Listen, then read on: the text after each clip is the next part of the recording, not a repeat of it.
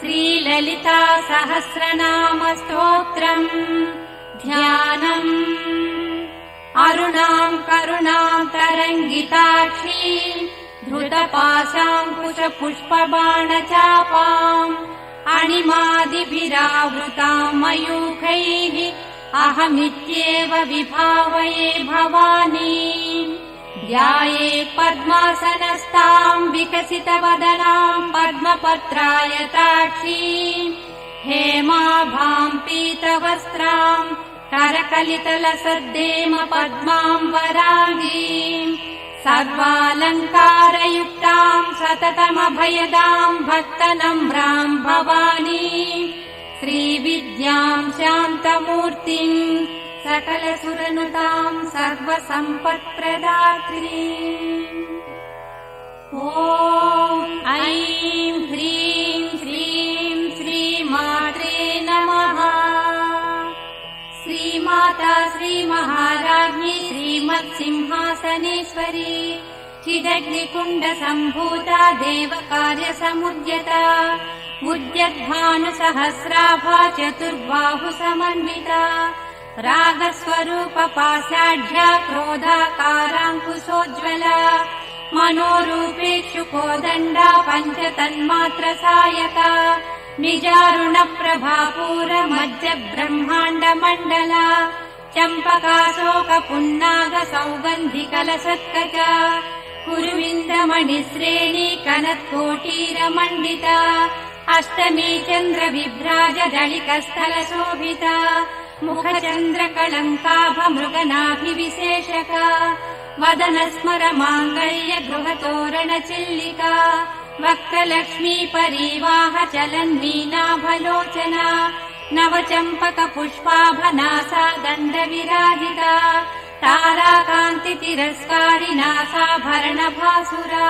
कदम्बमञ्जरीक्लुप्तकर्णपूरमनोहरा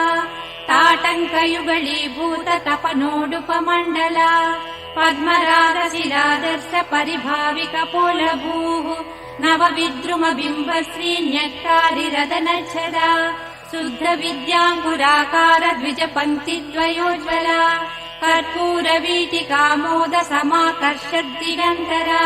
निरसल्लापमाधुर्य विनिर्वर्तितकच्छपि मन्दस्मितप्रभापूरमज्जत्कामे समानसा अनाकलितसादृश्य चुबुकश्रीविराजिता कामेशबद्धमाङ्गल्य सूत्रशोभितकन्धरा कनकाङ्गदकेयूरकमनीय भुजान्विता रत्नग्रैवेय चिन्ताकलोलमुक्ता फलान्विता कामेश्वर प्रेम रत्नमणिप्रतिपणस्तनी नाभ्यालवाल रोमाणि लता फलकुचद्वयी लक्ष्यरोमलताधारता समुन्नेय मध्यमा स्तनभारदळन्मध्यपट्टबन्धवळित्रया अरुणारुण कौसुम्भ वस्त्रभास्वत्कटीतटी रत्नकिङ्किणिकारम्य रसनादामभूषिता कामेशज्ञात सौभाग्यमार्दवोरुद्वयान्विता माणिक्यमकुटाकार जानुद्वय विराजिता इन्द्रगोपपरिक्षिप्त स्मरतूणाभजङ्गिका गूढगुल्फा कूर्मपृष्ठजयिष्णुप्रपदान्विता नखरीधिरि सञ्चन्न समज्जनतमो गुणा पदद्वय प्रभाजार पराकृत सरोरुहा सिञ्जानमणिमञ्जीर मण्डित श्रीपदाम्बुजा मराळी मन्दगमना महालावण्य सेवदिः सर्वारुणा नवद्याङ्गी सर्वाभरणभूषिता शिवकामेश्वराङ्कस्था शिवा स्वाधीनवल्लभा सुमेरुमध्य शृङ्गस्था श्रीमन्नगरनायिका चिन्तामणिगृहान्तस्था पञ्चब्रह्मासनस्थिता महापद्माटवी संस्था कदम्बवनवासिनी सुधासागर मध्यस्था कामाक्षी कामदायिनी देवर्षिगणसङ्घात स्तूयमानात्मवैभवा भण्डासुरवधोद्युक्त शक्तिसेना समन्विता सम्पत्करी समारूढ सिन्धुरव्रजसेविता अश्वारूढाधिष्ठिताश्वकोटिकोटिभिरावृता चक्रराजरथारूढ सर्वायुध परिष्कृता गेयचक्ररथारूढ मन्त्रिणी परिसेविता गिरिचक्ररथारूढ दण्डनाथा पुरस्कृता ज्वालामालिनिका क्षिप्त बन्धि प्राकारमध्यगा भण्ड सैन्यवधोद्युक्त शक्ति विक्रमहर्षिता नित्या पराक्रमाटोपनिरीक्षण समुत्सुका भण्डपुत्रवधोद्युक्त बाला विक्रमनन्दिता मन्त्रिण्यम्बा विरचित विषङ्गवदतोषिता विशुक्रप्राणहरण वाराही वीर्यनन्दिता कामेश्वर मुखालोक कल्पित श्रीगणेश्वरा महागणेश निर्भिन्न विघ्नयन्त्र प्रहर्षिता भण्डासुरेन्द्र निर्मुक्त शस्त्र प्रत्यस्त्रवर्षिणी कराङ्गुलिनखोत्पन्न नारायण दशाकृतिः महापाशुपतास्राग्नि निर्दग्धासुरसैनिका कामेश्वरास्त्र निर्दग्ध सभण्डासुरशून्यका ब्रह्मोपेन्द्र महेन्द्रादिदेव संस्तुत वैभवा हरनेत्राग्नि सन्तग्ध काम सञ्जीवनौषधिः श्रीमद्वाग्भवकूटैक स्वरूप मुख पङ्कजा कण्ठाधः कटिपर्यन्त मध्यकूट स्वरूपिणी शक्तिकूटैकतापन्न कट्यधो भागधारिणी मूलमन्त्रात्मिका मूलकूटत्रय कलेबरा कुलामृतैक रसिका कुलसङ्केतपालिनी कुलाङ्गना कुलान्तस्था कौलिनी कुलयोगिनी अकुला समयान्तस्था समयाचार तत्परा मूलाधारैक निलया ब्रह्म ग्रन्थि विभेदिनी मणिपूरान्तरुदिता विष्णु ग्रन्थि विभेदिनी आज्ञाचक्रान्तराळस्था रुद्र ग्रन्थि विभेदिनी सहस्राराम्बुजारूढा सुधा साराभिवर्षिणी कटिल्लता समरुचिः षट्चक्रोपरि संस्थिता महाशक्तिः कुण्डलिनी विसतन्तुतनीयसी भवानी भावनागम्या भवारण्यकुठारिका भद्रप्रिया भद्रमूर्तिर्भक्त सौभाग्यदायिनी भक्तप्रिया भक्तिगम्या भक्तिवश्या भयापहा शाम्भवी शारदाराध्या सर्वाणि सर्वदायिनी शाङ्करी श्रीकरी साध्वी शरश्चन्द्रनिभानना शातोदरी शान्तिमती निराधारा निरञ्जना निर्लेपा निर्मला नित्या निराकारा निराकुला निर्गुणा निष्कला शान्ता निष्कामा निरुपप्लवा नित्यमुक्ता निर्विकारा निष्प्रपञ्चा निराश्रया नित्यशुद्धा नित्यबुद्धा निरवद्या निरन्तरा निष्कारणा निष्कलङ्का निरुपाधिर्निरीश्वरा नीरागारागमधिनी निर्मदा मदनासिनी निश्चिन्ता निरहङ्कारा निर्मोहा मोहनासिनी निर्ममा ममता हन्त्री निष्पापा पापनासिनी निष्क्रोधा क्रोधशमनी निर्लोभा लोभनासिनी निःसंशया संशयग्नि निर्भवा भवनासिनी निर्विकल्पा निराबाधा निर्भेदा भेदनासिनी निर्नाशा मृत्युमधनी निष्क्रिया निष्परिग्रहा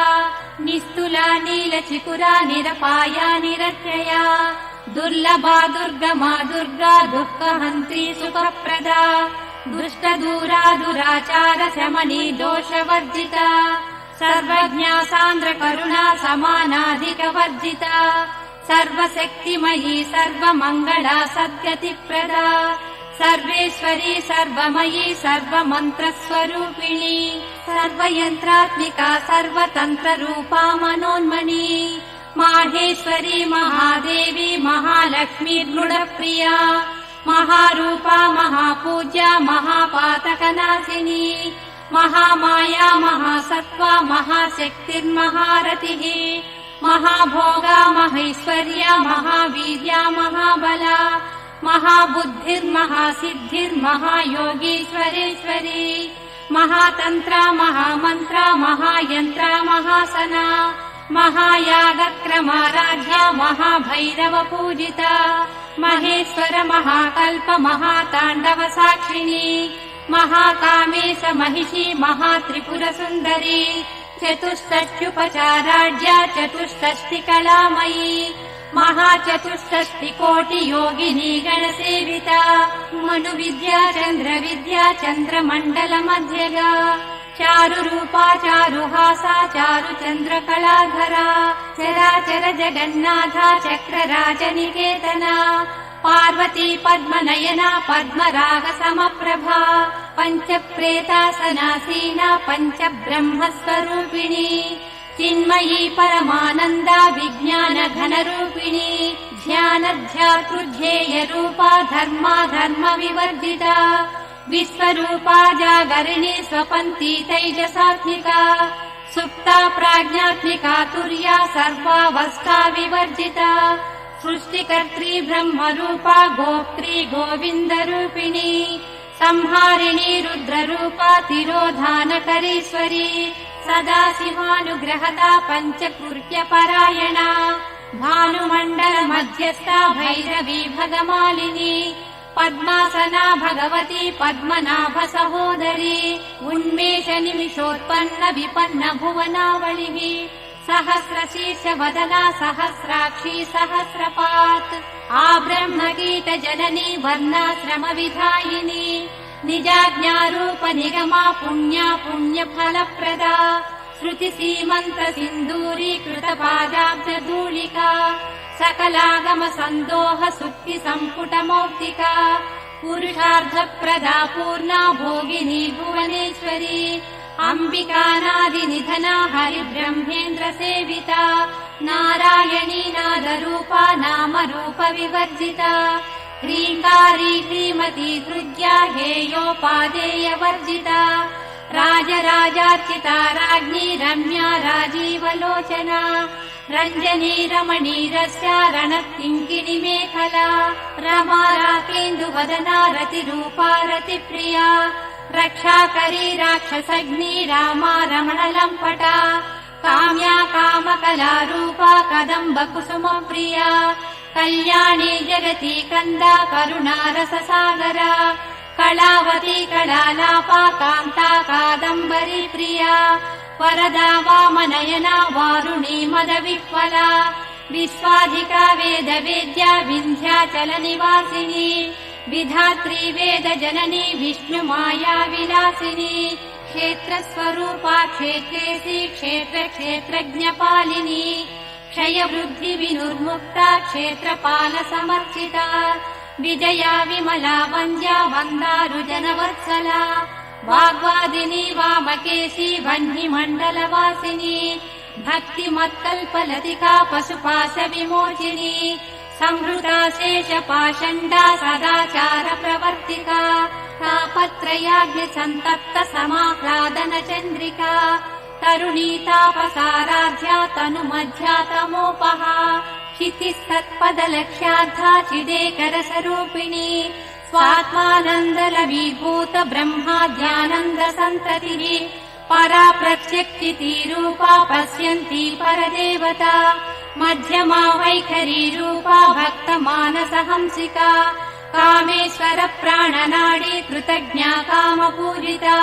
शृङ्गाररस सम्पूर्णा जया जालन्धरस्थिता मोड्यानपीठनिलया बिन्दुमण्डलवासिनी रहो यागक्रमाराध्या रहस्तर्पणतर्पिता सद्यः प्रसादिनी विश्वसाक्षिणी साक्षिवर्जिता षडङ्गदेवता युक्ता षाड्गुण्यपरिपूरिता नित्यक्लिन्ना निरुपमा निर्वाण सुखदायिनी नित्या षोडशिका रूपा श्रीकण्ठार्धशरीरिणी प्रभावती प्रभारूपा प्रसिद्धा परमेश्वरी मूलप्रकृतिरव्यक्ता व्यक्ता व्यक्तस्वरूपिणी व्यापिनी विविधाकारा विद्या विद्यास्वरूपिणी महाकामेश नयन कुमुदाह्लाद कौमुदी भक्तहार्दतमो भेद भानुमद्भानुसन्ततिः शिवदूती शिवाराध्या शिवमूर्तिः शिवङ्करी शिवप्रिया शिवपरा शिष्टेष्टा शिष्टपूजिता अप्रमेया स्वप्रकाशा मनोवाचामगोचरा चिच्छक्तिश्चेतना रूपा जडशक्तिर्जडात्मिका गायत्री व्याकृतिः सन्ध्या द्विजबृन्दनिसेविता तत्त्वासना तत्त्वमयी पञ्चकोशान्तरस्थिता निस्सीम महिमा नित्य यौवना मदशालिनी मदघूर्णित रक्ताक्षी मदपाटल गण्डभूः चन्दनद्रव दिग्धाङ्गी चाम्पेय कुसुम प्रिया कुशला कोमलाकारा कुरुकुल्ला कुलेश्वरी कुलकुण्डालया कौलमार्ग तत्पर सेविता कुमारगणनाथाम्बा तुष्टिः पुष्टिर्मतिर्धृतिः शान्ति स्वस्तिमती कान्तिर्नन्दिनी विघ्ननाशिनी तेजोवती त्रिनयना लोलाक्षी कामरूपिणी मालिनी हंसिनी माता मलयाचलवासिनी सुमुखी नलिनी शुभ्रुः शोभना सुरनायिका कालकण्ठी कान्तिमती शोभिनी सूक्ष्मरूपिणी वज्रेश्वरी वामदेवी वयोवस्था विवर्जिता सिद्धेश्वरी सिद्धविद्या सिद्धमाता यशस्विनी विशुद्धचक्रनिलया रक्तवर्णा त्रिलोचना खट्वाङ्गादिप्रहरणा वदनैकसमन्विता पायसान्नप्रिया तत्स्था पशुलोकभयङ्करी अमृतादिमहाशक्ति संवृता डाकिनीश्वरी अनाहताब्जनिलया श्यामा भावदनद्वया दंष्ट्रोज्ज्वलाक्षमालादिधरा रुधिरसंस्थिता कालराज्यादिशक्त्यौघवृता सिज्ञौधनप्रिया महावीरेन्द्रवरदा राकिन्यम्बा स्वरूपिणी मणिपूराब्जनिलया वदनत्रय संयुता वज्रादिकायुधोपेता डामर्यादिभिरावृता रक्तवर्णा मांसनिष्ठा गुडान्न प्रीतमानसा समस्त भक्त सुखदा लाकिन्यम्बा स्वरूपिणी स्वादिष्टानाम्बुजगता चतुर्वक्त्र मनोहरा शूलाध्यायुध सम्पन्ना पीतवर्णातिगर्विता मेधोनिष्ठा मधुप्रीता बन्दिन्यादि समन्विता दध्यन्नासक्त हृदया काकिनी रूपधारिणी मूलाधाराम्बुजारूढा पञ्चवक्त्रास्त्रि संस्थिता अंकुशादिप्रहरणा वरदादिविशेषिता मुद्गोधनासक्तचित्ता साकिन्यम्बा स्वरूपिणी आज्ञाचक्राब्जनिलया शुक्लवर्णा षडानना मज्जा संस्था हंसवती मुख्यशक्ति समन्विता हरिद्रा नैकरसिका हाकिनी रूपधारिणी सहस्रदल पद्मस्था सर्ववर्णोपशोभिता सर्वायुधधरा शुक्ल संस्थिता सर्वतोमुखी सर्वोदनप्रीतचित्ता याकिन्यम्बा स्वरूपिणी स्वाहा स्वधामतिर्मेधा स्मृतिश्रुतिरनुत्तमा पुण्यकीर्तिः पुण्यलभ्या पुण्यश्रवणकीर्तना पुरोमजार्चिता बन्धमोचनी बन्धुरालका विमर्शरूपिणी विद्या वियदादि जगत्प्रसूः सर्वव्याधिप्रशमनी सर्वमृत्युनिवारिणी अग्रगण्या चिन्त्यरूपा कलिकल्मषनाशिनी कात्यायनी कालहन्त्री कमलाक्षनिसेविता ताम्बूलपूरितमुखी दाडिमी कुसुमप्रभा मृगाक्षी मोहिनी मुख्या मृडानी मित्ररूपिणी नित्यतृप्ता भक्तनिधिर्नियन्त्री निखिलेश्वरी मैत्र्यादिवासना लभ्या महाप्रलयसाक्षिणी पराशक्तिः परानिष्ठा प्रज्ञानघनरूपिणी माध्वीपानालसा मत्ता मातृका वर्णरूपिणी महाकैलासनिलया मृणालमृदुदोर्लता महनीया दयामूर्तिर्महासाम्राज्यशालिनी आत्मविद्या महाविद्या श्रीविद्या कामसेविता श्रीषोडशाक्षरी विद्या त्रिकूटा कामकोटिका कटाक्षकिङ्करी भूतकमला कोटिसेविता शिरस्थिता चन्द्रनिभा पालस्तेन्द्रदनुप्रभा हृदयस्था विप्रख्या त्रिकोणान्तरदीपिका दाक्षायणी दैत्यहन्त्री दक्षयज्ञविनाशिनी दरान्दोलित दीर्घाक्षी दरहासोज्जलन्मुखी गुरुमूर्तिर्गुणनिधि गोमाता गुहजन्मभूः देवेशी दण्डनीतिस्था दहराकाशरूपिणी प्रतिपन्मुख्यराकान्ततिथिमण्डलपूजिता कलात्मिका कलानाथा काव्यालापविनोदिनी सचामररमावाणी सव्यदक्षिणसेविता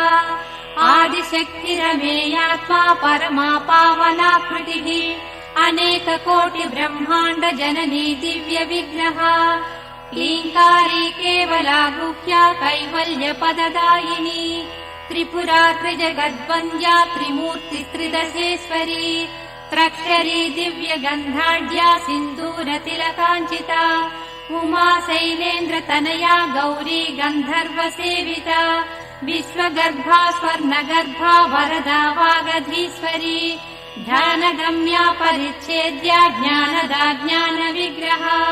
सर्ववेदान्त संवेद्या सत्यानन्दस्वरूपिणी लोपामुद्रार्चिता लीला क्लप्त ब्रह्माण्ड मण्डला अदृश्यादृश्यरहिता विज्ञात्री वेद्यवर्जिता योगिनी योगदा योग्या योगानन्दा युगन्धरा इच्छाशक्ति ज्ञानशक्ति क्रियाशक्ति स्वरूपिणी सर्वाधारा सुप्रतिष्ठा सदसद्रूपधारिणी अष्टमूर्तिरजा जैत्री लोकयात्रा विधायिनी एकाकिनी भूमरूपा निर्द्वैताद्वैतवर्जिता अन्नदा वसुधा वृद्धा ब्रह्मात्मैक्यस्वरूपिणी बृहती ब्राह्मणी ब्राह्मी ब्रह्मानन्दा बलिप्रिया भाषारूपा बृहस्सेना भावा भावविवर्जिता सुखाराध्या शुभकरी शोभना सुलभा गतिः राजराजेश्वरी राज्यदायिनी राज्यवल्लभा राजकृपा राजपीठ निवेशित निजाश्रिता राज्यलक्ष्मी कोशनाथा चतुरङ्गबलेश्वरी साम्राज्यदायिनी सत्यसन्ध्या सागरमेखला दीक्षिता दैत्यशमनी सर्वलोकवशङ्करी सर्वार्धदात्री सावित्री सच्चिदानन्दरूपिणी देशकाला परिच्छिन्ना सर्वगा सर्वमोहिनी सरस्वती शास्त्रमयी गुहाम्बा गुह्यरूपिणी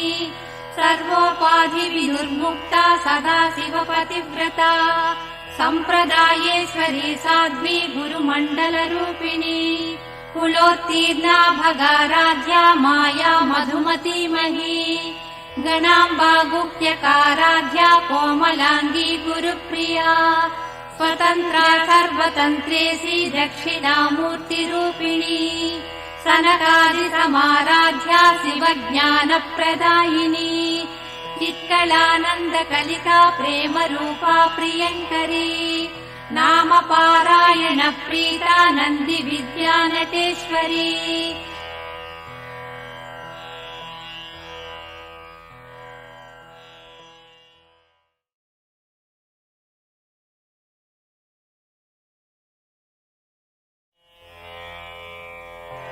मिथ्या जगदधिष्ठाना मुक्तिदा मुक्तिरूपिणी लास्यप्रिया लयकरी लज्जारम्भादिवन्दिता भवदा वसुधा वृष्टिः पापारण्यदवानला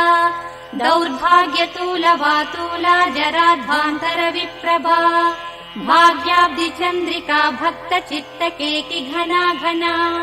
रोगपर्वतदम्बोळि मृत्युदारुकुठारिका महेश्वरी महाकाली महाग्रासा महाशना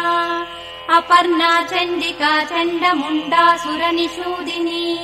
क्षराक्षरात्मिका सर्वलोकेशी विश्वधारिणी त्रिवर्गधात्री सुभगा त्रयम्बका त्रिगुणात्मिका स्वर्गापवर्गदा शुद्धा जपा पुष्पनिभाकृतिः ओजोवती द्युतिधरा यज्ञरूपा प्रियव्रता दुराराध्या दुराधर्षा पाटली कुसुमप्रिया महती मेरुनिलया मन्दार कुसुमप्रिया वीराराध्या विराट्रूपा विरजा विश्वतोमुखी प्रत्यग्रूपा पराकाशा प्राणदा प्राणरूपिणी मार्ताण्डभैरवाराध्या मन्त्रिणी नस्तराज्यदूः त्रिपुरेशी जयत्सेना निस्त्रैगुण्या परापरा सत्यज्ञानानन्दरूपा सामरस्य परायणा कपर्दिनी कलामाला कामधुक्कामरूपिणी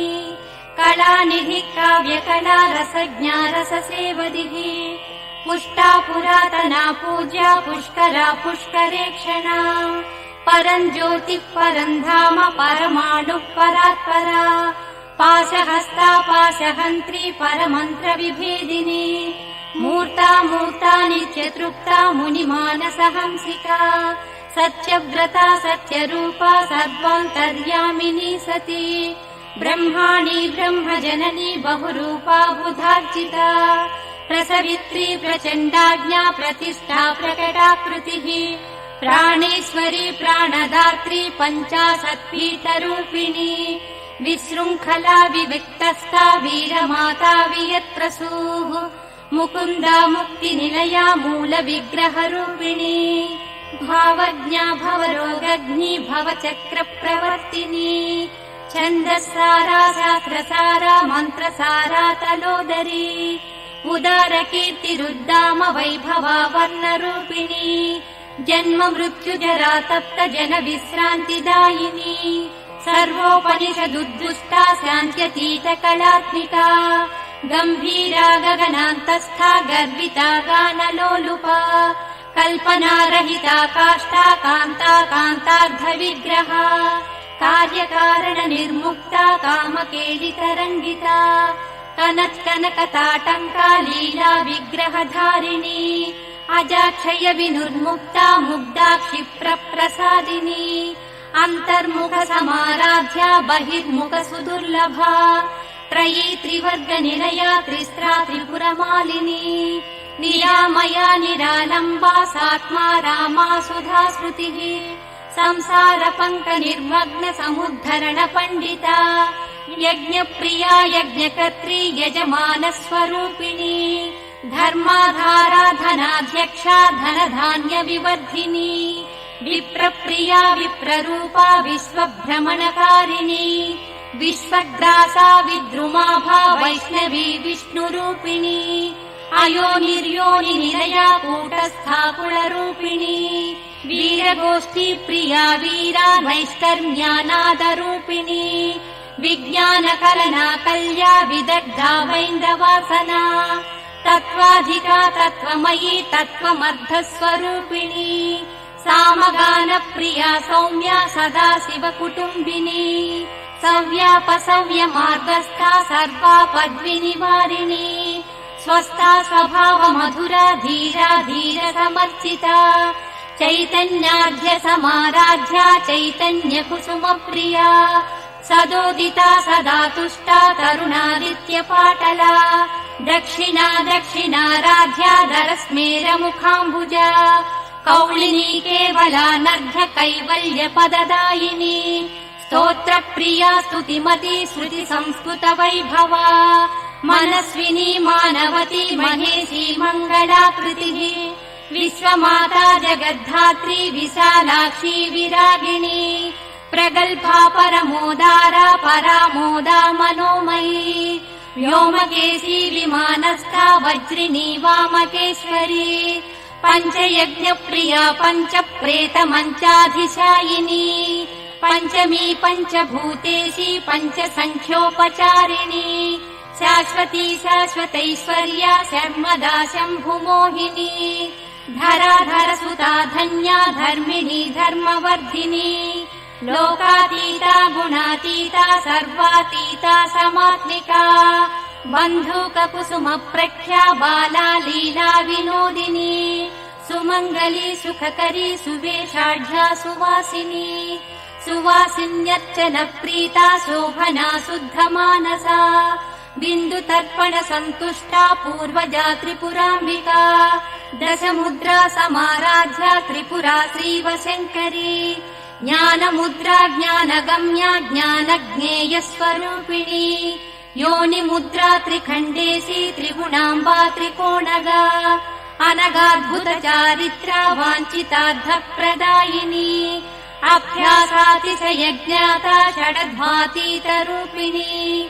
अव्याजकरुणामूर्तिरज्ञानध्वान्तदीपिका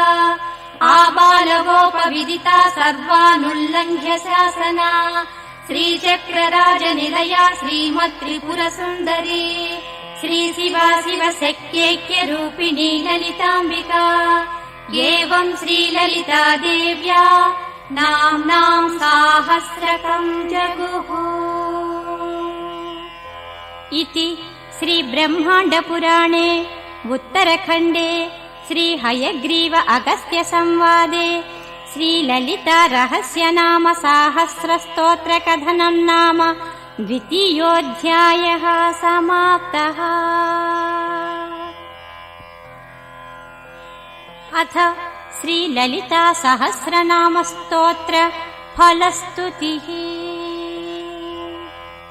इत्येतन्नाम साहस्रं कथितं ते घटोद्भव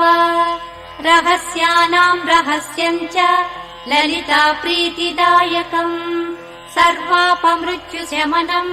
कालमृत्युनिवारणम् सर्वज्वरार्तिशमनं दीर्घायुष्यप्रदायकम् अनेन सदृशं स्तोत्रं न भूतं न भविष्यति सर्वरोगप्रशमनम् सर्वसम्पत्प्रवर्धनम् पुत्रप्रथमपुत्राणाम् पुरुषार्थप्रदायकम् इदं विशेषात् श्रीदेव्याः स्तोत्रं प्रीतिविधायकम् जपे नित्यं प्रयत्नेन ललितोपास्ति तत्परः प्रातः स्नात्वा विधानेन सन्ध्याकर्म समाप्य च पूजागृहं ततो गत्वा चक्रराजं समर्चयेत् विद्यां जपे सहस्रं वा त्रिशतं शतमेव वा रहस्यनाम साहस्रम् इदं पश्चात् पठे नरः जन्म मध्ये सकृच्चापि यये तत्पठते सुधीः तस्य पुण्यफलं वक्ष्ये शृणुत्वं कुम्भसम्भव गङ्गादि सर्वतीर्थेषु यस्नायात् कोटिजन्मसु कोटिलिङ्गप्रतिष्ठाञ्च यः कुर्यादविमुक्तके कुरुक्षेत्रे तु यो दद्यात् कोटिवारं रविग्रहे कोटिसुवर्णभाराणाम् श्रोत्रियेषु द्विजन्मसु यः कोटिं हयमेधानाम् आहरेद्गाङ्गरोधसी आचरेत् कूपकोटिर्यो निर्जले मरुभूतले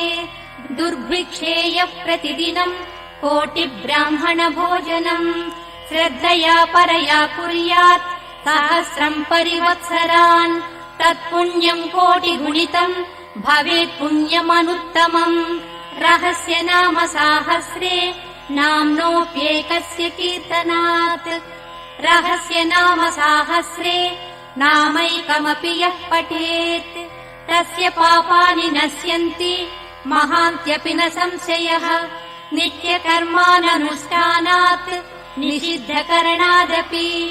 यत्पापं जायते पुंसाम् तत्सर्वं नश्यति ध्रुवम् बहुनात्र किमुक्तेन शृणुत्वं कुम्भसम्भवा अत्रैव नाम्नो या शक्तिः पातकानां निवर्तने तन्निवर्त्यमघं कर्तुम् नालं लोकाश्चतुर्दश यस्त्यक्त्वा नाम साहस्रं पापहानिमभीप्सति स हि शीतनिवृत्त्यर्थम् हिमशैलं निषेवते भक्तो यः कीर्तये नित्यम् इदं नाम सहस्रकम् तस्मै श्रीललिता देवी प्रीताभीष्टं प्रयच्छति अकीर्तयन्निदं स्तोत्रम् कथं भक्तो भविष्यति नित्यं सङ्कीर्तनासक्तः कीर्तयेत् पुण्यवासरे सङ्क्रान्तौ विषुवे चैव स्वजन्मकृतये यने नवम्या वा चतुर्दश्यां सितायां शुक्रवासरे कीर्तयेन्नाम साहस्रम् पौर्णमास्यां विशेषतः पौर्णमास्यां चन्द्रबिम्बे ध्यात्वा श्रीललिताम्बिकाम् पञ्चोपचारैः सम्पूज्य पठेन्नाम सहस्रकम् सर्वे रोगाः प्रणश्यन्ति दीर्घायुष्यम् च विन्दति अयम् आयुष्करो नाम प्रयोगः कल्पचोदितः ज्वरार्तिम् शिरसि स्पृष्ट्वा पठेन्नाम सहस्रकम् तत्क्षणात् प्रशमम् याति शिरस्थोदोज्वरोऽपि च सर्वव्याधिनिवृत्त्यर्थम् पुष्पा भस्म जपेदिदम् तद्मस्मधारणादेव नश्यन्ति व्याधय क्षणात्। जलम् सम्मन्त्र्य कुम्भस्तम् नाम साहस्रतो मुने। अभिषिञ्चे ग्रहग्रस्तान् ग्रहा नश्यन्ति तत्क्षणात्। सुधासागर मध्यस्थाम् ध्यात्वा श्रीललिताम्बिकाम् यः पठे नाम साहस्रम् विषम् तस्य विनश्यति। वन्ध्यानाम् पुत्रलाभाय नाम साहस्रमन्त्रितम् नवनीतम् प्रदद्यातु पुत्रलाभम् भवेद्ध्रुवम्। देव्याः पासेन सम्बद्धाम् आकृष्णामङ्कुशेन च ध्यात्वा भीष्टाम् स्त्रियम् रात्रौ जपेन्नाम सहस्रकम्। आयाति स्वसमीपम् सा यद्यप्यन्तः पुरम् गता। राजाकर्षणकामश्चेत् राजा वसददिन्मुखः त्रिरात्रम् यः पठेदेतत् श्रीदेवी ध्यानतत्परः। स राजा पारवस्येन तुरङ्गम् नाम तङ्गजम् आरुह्यायाति निकटम् दासवत् प्रणिपत्य च। तस्मै राज्यम् च कोशम् च ददात्येव वशम् गतः। रहस्य नाम साहस्रम् यः कीर्तयति नित्यशः तन्मुखालोकमात्रेण मुह्यालोकत्रयम् मुने। यस्त्विदम् नाम साहस्रम् सकृत्पठति भक्तिमान् तस्य ये शस्त्रवस्तेषाम् निहन्ति शरभेश्वरः। यो वाभिचारम् कुरुते नाम साहस्रपाठके निर्वर्त्य तत्क्रियाम् हन्यात् तम् वै प्रत्यङ्गिरा स्वयम्। ये क्रूरदृष्ट्या वीक्षन्ते नाम साहस्रपाठकम् तासन्धान् कुरुते क्षिप्रम् स्वयम् मार्ताण्डभैरवः। धनम् यो हरते चोरो नाम साहस्रजापिनः यत्र यत्र स्थितम् वापि क्षेत्रपालो निहन्तितम्। विद्यासु कुरुते वादम् यो विद्वान् नाम जापिना तस्य वाक्स्तम्भनम् सद्यः करोति न कुलेश्वरी। यो राजा कुरुते वैरम् नाम साहस्रजापिना चतुरङ्गबलम् तस्य दण्डिनी संहरे स्वयम्। यः पठे नाम साहस्रम् षण्मासम् भक्तिसंयुतः लक्ष्मीश्चाञ्चल्यरहिता सदा तिष्ठति तद्गृहे। मासमेकम् प्रतिदिनम् त्रिवारम् यः पठे नरः भारती तस्य जिह्वाग्ररङ्गे नृत्यति नित्यशः। यस्वेकवारम् पठति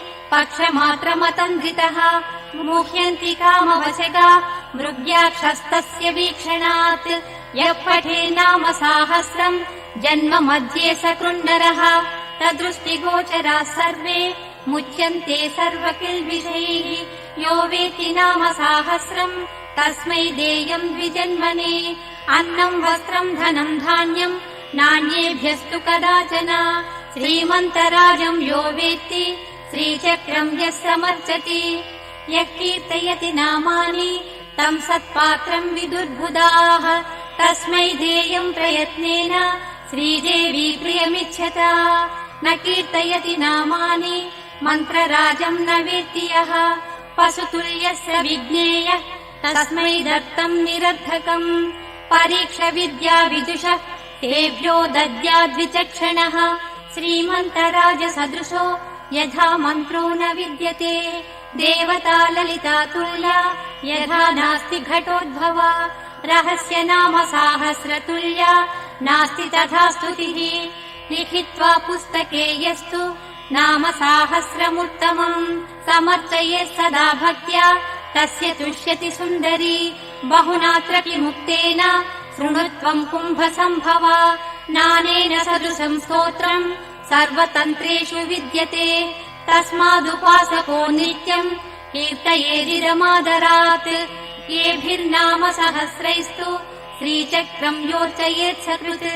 पद्मैर्वा तुलसीपत्रैः कल्हारैर्वा कदम्बकैः चम्पकैर्जातिकुसुमैः मल्लिकाकरवीरकैः उत्पलैर्बिल्वपत्रैर्वा कुन्दकेसरपाटलैः अन्यैः सुगन्धिकुसुमैः केतकी माधवीमुखैः। तस्य पुण्यफलम् वक्तुम् न शक्नोति महेश्वरः। सा वेत्ति ललिता देवी स्वचक्रार्चनजम् फलम्। अन्ये कथम् विजानीयुः ब्रह्माद्या स्वल्पमेधसः प्रतिमासं पौर्णमास्या येभिर्नाम सहस्रकैः रात्रौ यश्चक्रराजस्था अर्चयेत् परदेवताम् स एव ललितारूपः सद्रूपा ललिता स्वयम् न तयोर्विद्यते भेदो भेदकृत्पापकृद्भवेत् महानवम्या यो भक्तः श्रीदेवीम् चक्रमध्यगाम् अर्चये नाम साहस्रैः तस्य मुक्तिः करे स्थिता यस्तु नाम सहस्रेण शुक्रवारे समर्चयेत् चक्रराजे महादेवी तस्य पुण्यफलम् शृणु सर्वान् कामानवाप्नोति सर्वसौभाग्यसंयुतः पुत्रपौत्रादिसंयुक्तो भुक्त्वा भोगान्यदेप्सितान् अन्ते श्रीललिता देव्याः सायुज्यमतिदुर्लभम् प्रार्थनीयम् शिवाद्यैश्च प्राप्नोत्येव न संशयः यः सहस्रम् ब्राह्मणानाम् येभिर्नाम सहस्रकैः समर्च्य भोजयेद्भक्त्या पायसापूपषड्रसैः तस्मै प्रीणाति ललिता स्वसाम्राज्यम् प्रयच्छति न तस्य दुर्लभम् वस्तु त्रिषु लोकेषु विद्यते निष्कामः कीर्तयेद्यस्तु नाम साहस्रमुत्तमम् ब्रह्मज्ञानमवाप्नोति येन मुच्येत बन्धनात् धनार्थी धनमाप्नोति यशोर्थी चाप्नुयाद्यशः विद्यार्थी चाप्नुयाद्विद्याम् नाम साहस्रकीर्तनात् नानेन सदृशम् स्तोत्रम् भोगमोक्षप्रदम् मुने कीर्तनीयमिदम् तस्मात् भोगमोक्षार्थिभिर्नरैः चतुराश्रयनिष्ठैश्च कीर्तनीयमिदम् सदा स्वधर्मसमनुष्ठान वैकल्यपरिपूर्तये कलौ पापैकबहुले धर्मानुष्ठानवर्जिते नाम सङ्कीर्तनम् मुक्त्वा नृणानान्यत्परायणम् लौकिकाद्वचनान्मुख्यम् विष्णुनामानुकीर्तनम् विष्णुनाम सहस्राच्च शिवनामैकमुत्तमम् शिवनाम सहस्राच्च देव्या नामैकमुत्तमम् देवी नाम सहस्राणि कोटिशः सन्ति कुम्भज तेषु मुख्यम् दशविधम् नाम साहस्रमुच्यते गङ्गा भवानी गायत्री काली लक्ष्मी सरस्वती राजराजेश्वरी बाला श्यामला ललिता दश गङ्गा भवानी गायत्री काली लक्ष्मी सरस्वती राजराजेश्वरी बाला श्यामला ललिता दश गङ्गा भवानी गायत्री काली लक्ष्मी सरस्वती राजराजेश्वरी बाला श्यामला ललिता दश रहस्य नाम साहस्रम् मुख्यम् दशसुतेष्वती तस्मात् मम् कीर्तये नित्यम् कलिदोषनिवृत्तये मुख्यम् श्रीमातृनामेति न जानन्ति विमोहिताः विष्णुनाम परा केचित् शिवनाम पराः परे न कश्चिदपि लोकेषु ललिता नाम तत्परः येनान्यदेवता नाम कीर्तितम् जन्मकोटिषु तस्यैव भवति श्रद्धा श्रीदेवी नाम कीर्तने चरमे जन्मनि यथा श्रीविद्योपासको भवेत् नाम साहस्रपाठश्च तथा चरमजन्मनि यथैव विरला लोके श्रीविद्याचारवेदिनः तथैव विरला लोके नाम साहस्रपाठकाः मन्त्रराजजपस्यैव चक्रराजार्चनम् तथा रहस्य नाम पाठश्च